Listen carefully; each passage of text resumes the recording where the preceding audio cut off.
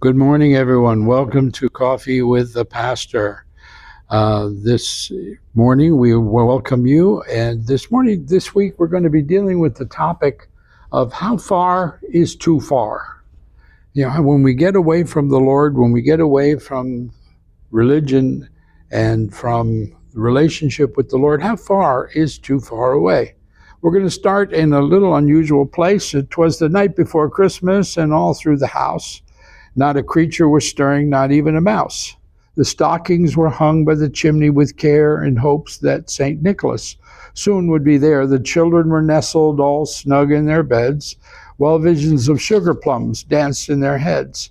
Mom in her kerchief and I in my cap had just settled down for a long winter's nap.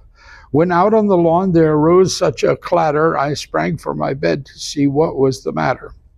Away to the window I flew like a flash, tore open the shutters and threw up the sash.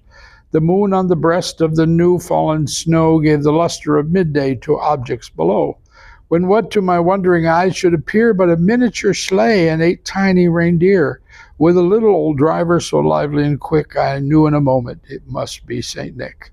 More rapid than eagles his coursers they came, when he whistled and shouted and called them by name.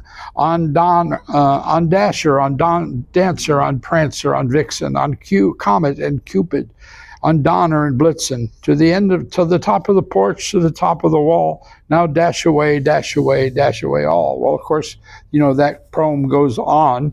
That was now what is known as the night before Christmas.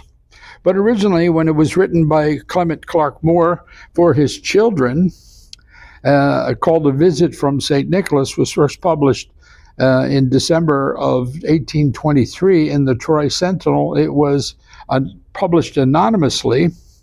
The reason for it was that Moore was a biblical scholar and was afraid that the publication would ruin his reputation. So it took him about 15 years before he acknowledged that he actually had written it. But he was the first to introduce the notion of Santa's sleigh, the reindeer, first to name the reindeer, modeled for a future Santa Claus. Santa Claus had kind of been a malevolent character prior to that, more of a punishing for children that were bad. And he became a really benevolent character after this for Moore. He's the first to focus on the gift giving. And now St. Nicholas was from a real person that was in southwestern Turkey in the 4th century. He was a bishop. He moved in prophecy and miracles and giving gifts specifically to children, leaving them in their shoes. So obviously you couldn't get a very big gift if you had a little person's shoes. But we started on a road to a secular Christmas. And you would say, wow, that's in the 19th century. But in the 19th century and early 19th century, just before the Second Great Awakening, America is experiencing a real secularization, and a problem with, organized religion is not really doing well. And so we start on this road to secularization of Christmas. Even Santa now then is a subject of the advertising world, and Coca-Cola creates the Santa we have today in the 1930s.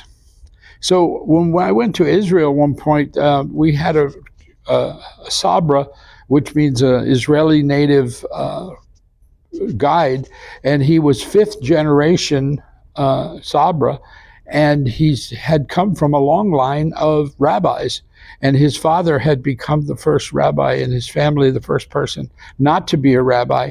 And so his grandfather asked the question, how far, when the gate is open, how far is too far away from the corral? And that is a really good question. How far is too far away?